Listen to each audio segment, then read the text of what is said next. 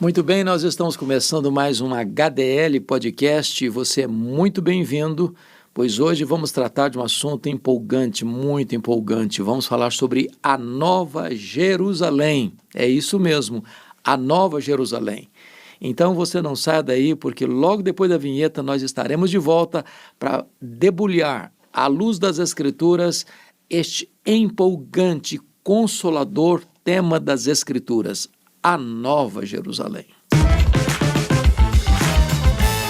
O que é a Nova Jerusalém? Como é que nós podemos compreender esta verdade tão linda, tão sublime, tão consoladora?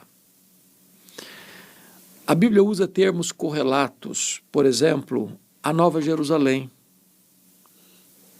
o paraíso, o seio de Abraão, a casa do Pai, o céu, lugar de bem-aventurança eterna, a Nova Jerusalém, um retrato do céu, daquilo que é a nossa casa, é o nosso lar, é a nossa pátria. Nascemos de cima e voltaremos para cima. Como a Bíblia descreve a Nova Jerusalém? Eu quero tratar desse assunto com você. Se você puder, tiver condições aí, pega uma Bíblia, abra comigo em Apocalipse capítulo 21. A partir do versículo 9, ele começa a descrever a Nova Jerusalém. E eu quero aqui trazer à sua mente esclarecida alguns pontos importantes. Primeiro, a Nova Jerusalém é onde está o trono de Deus. Note comigo, por gentileza, no capítulo 22, no versículo 3, nunca mais haverá qualquer maldição. Nela estará o trono de Deus e do Cordeiro. Aqui está o centro do universo, o centro de comando do universo, de onde emanam as leis, o controle, a soberania, de onde se despacha as grandes decisões que vão dar curso e norte à história. Deus está no trono. Ele reina.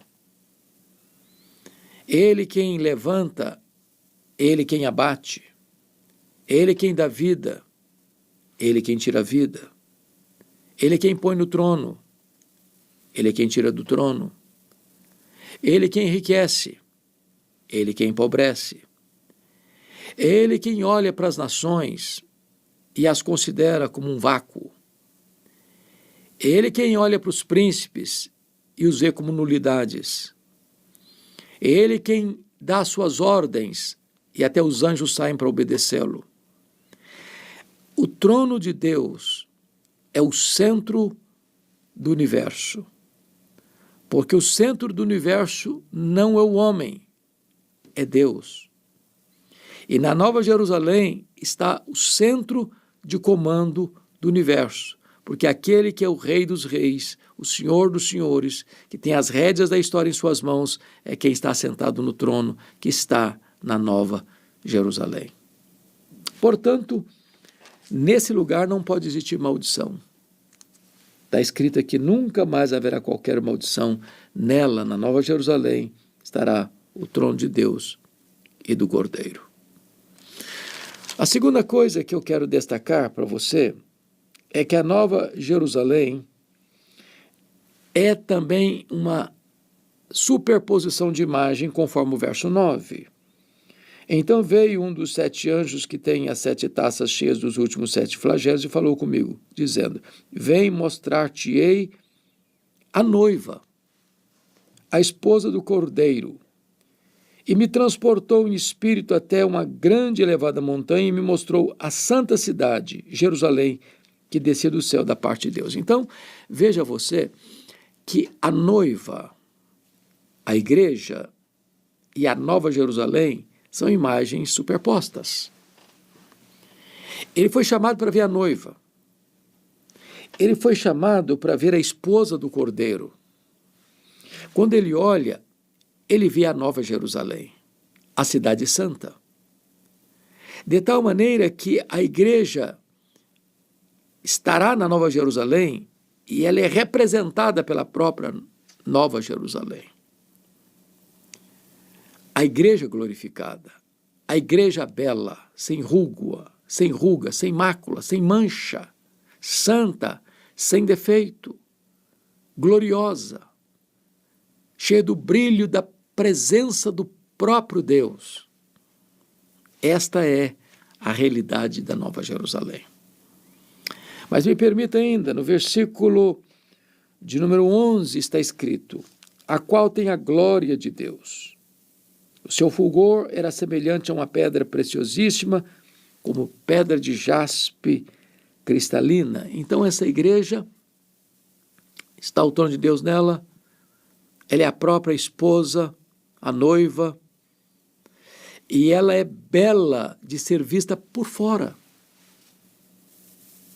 Quem olha, admira, porque a glória de Deus está lá. Então me permita fazer aqui uma retrospectiva. Você se lembra de Êxodo 25:8, quando Deus diz para Moisés: me farão um santuário para que eu possa habitar no meio deles. Então foi feito o tabernáculo, que era um templo móvel. Mais tarde, o povo pecou contra Deus. A glória de Deus não estava mais no tabernáculo. A arca da aliança que ficava dentro do tabernáculo foi roubada pelos filisteus. E o Icabode chegou, foi-se a glória do Senhor. Então, mais tarde, o templo de Jerusalém é construído. Quando o templo foi consagrado, a glória de Deus encheu a casa. Mas o povo pecou contra Deus e a glória de Deus foi embora. Agora, a Bíblia diz que o próprio Verbo de Deus se encarnou. E vimos a sua glória, glória como do unigênito do Pai. Mas Jesus voltou para o céu, derramou o Espírito Santo.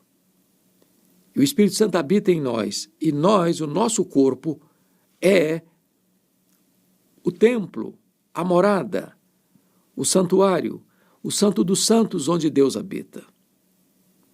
Mas então, nós seremos levados daqui. Nós seremos arrebatados para estarmos com o Senhor para sempre. E lá no céu, na Nova Jerusalém, a glória de Deus, a Shekinah de Deus vai estar plenamente derramada sobre a igreja. Quem olhar vai ver a glória de Deus. Assim como lá atrás, no tabernáculo, que foi feito de tábuas de acácia, mas todo o tabernáculo coberto de ouro puro, quem olhava para o tabernáculo não via madeira de acácia, via ouro, símbolo da glória de Deus. Quando na Nova Jerusalém formos contemplados, não haverá mais nesga de mancha, não haverá mais presença de pecado ou nada contaminado. Veremos, sim, a glória de Deus estampada na igreja. Ela é bonita de se ver por fora. Mas ainda, note comigo em quarto lugar, que a igreja não é bonita apenas por fora, mas é bonita também por dentro. E você vai perceber isso, por favor, no versículo 19. Os fundamentos da muralha da cidade estão adornados de toda espécie de pedras preciosas. E aí vai falar dos fundamentos. São 12 fundamentos. E cada fundamento é feito de uma pedra preciosa distinta, como jaspe, safira, calcedônia, esmeralda, sardônio, sárdio, crisólito, berilo, topázio, crisópraso, jacinto e ametista. Agora veja você que esses 12 fundamentos, construídos sobre 12 pedras preciosas, desafia a construção civil. Porque você nunca usa uma pedra preciosa para fazer fundação. Pedra preciosa você coloca na cristaleira, na vitrine, para ser admirada, para ser contemplada, para ser adquirida por altíssimos valores. O que é que Deus quer nos ensinar com isto? Que a igreja, que é a Nova Jerusalém, não é apenas bela por fora, ela é também bela por dentro. Esta igreja não tem nada sujo, feio, escondido. Ela é bela de se ver por dentro e por fora. Não apenas está estampada nela a glória de Deus, mas os fundamentos dessa cidade estão erigidos, estão colocados sobre pedras preciosas, as mais nobres, as mais belas, as mais raras, as mais caras. Mas ainda, quinto lugar, versículo 14, essa igreja glorificada, a Nova Jerusalém, a esposa do Cordeiro, está edificada sobre o fundamento dos apóstolos. Versículo 14 diz: a muralha da cidade tinha 12 fundamentos e estavam sobre estes os 12 nomes dos 12 apóstolos do Cordeiro. Então, isso significa que esta igreja está fundamentada sobre a verdade apostolar. Hoje, muitas pessoas estão atribuindo a si mesmas o título de apóstolo ou recebendo de outrem o título de apóstolos, mas a Bíblia menciona os 12 apóstolos. Hoje nós temos uma igreja apostólica, e uma igreja apostólica não quer dizer que ela tem novos apóstolos, ela quer dizer que ela segue a doutrina dos apóstolos. Portanto, esta igreja está fundamentada sobre a verdade revelada nas Escrituras, escrita pelos apóstolos do Senhor Jesus Cristo. É uma igreja fundamentada na verdade. Mas em sexto lugar, no versículo 13, diz que esta igreja está aberta a todos. Veja você, 3 portas se acham a leste, 3 ao norte, 3 ao sul e 3 ao oeste. Ou seja, de onde a pessoa vier, tem porta aberta.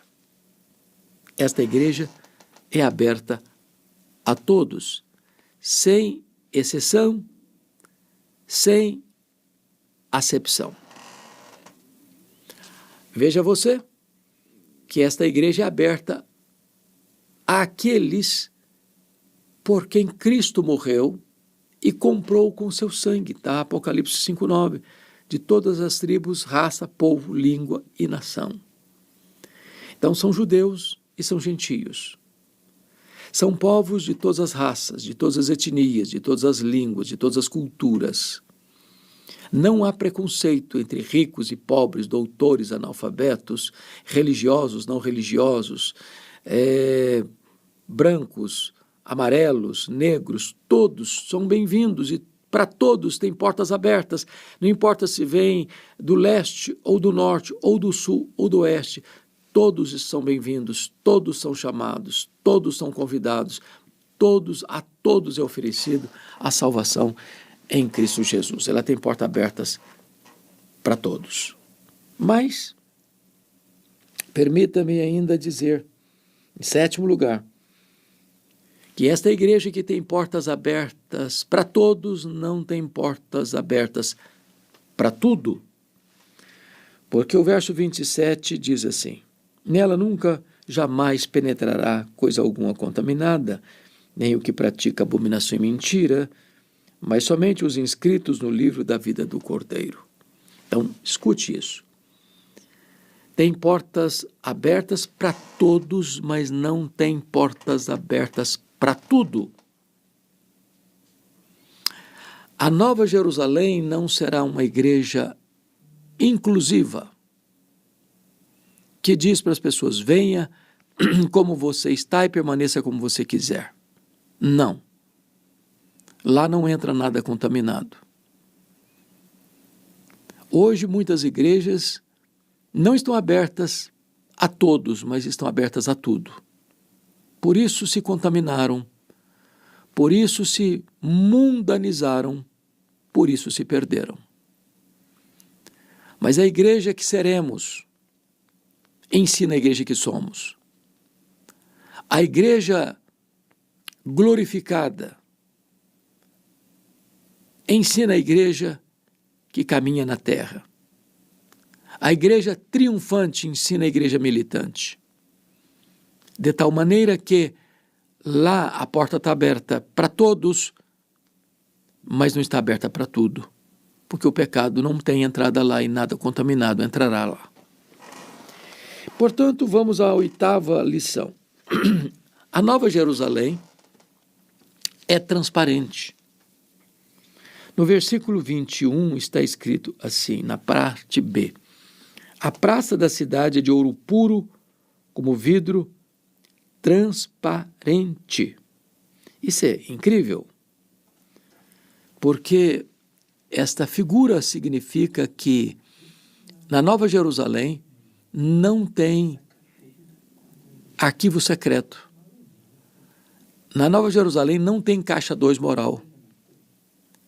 Na Nova Jerusalém não tem sujeira debaixo do tapete. Na Nova Jerusalém não entra pecado. É transparente.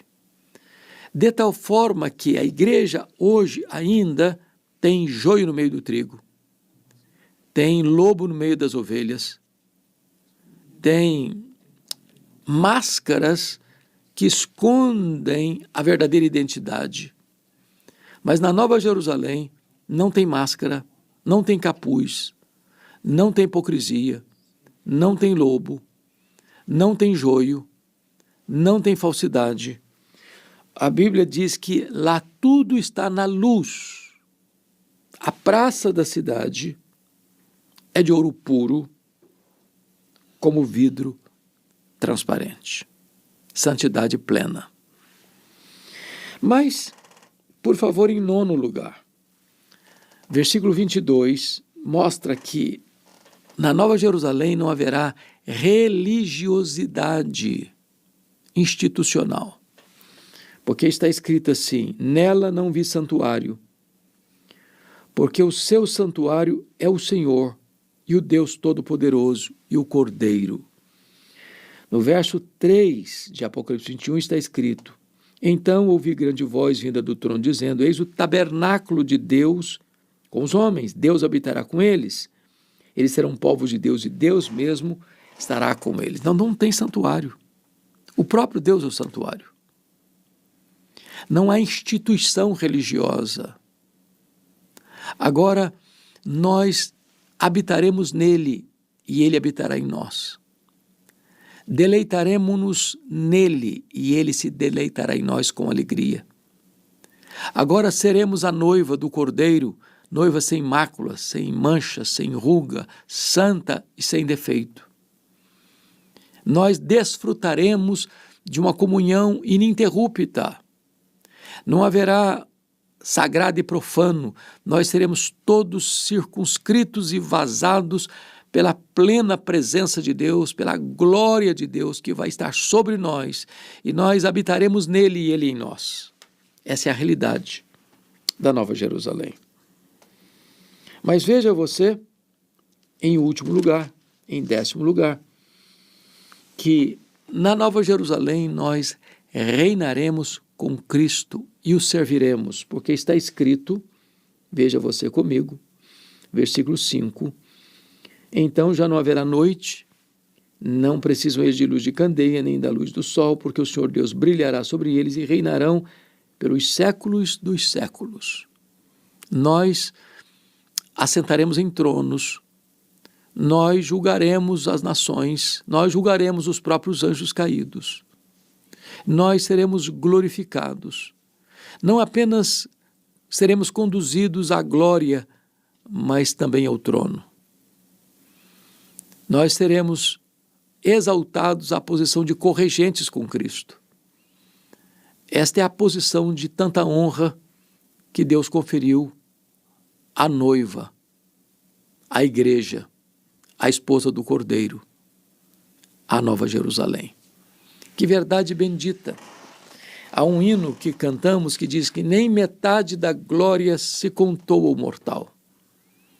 O céu é um estado, o céu é um lugar de bem-aventurança.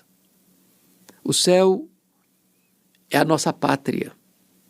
Lá está o nosso tesouro. Lá está o nosso Senhor. Lá nós viveremos para sempre.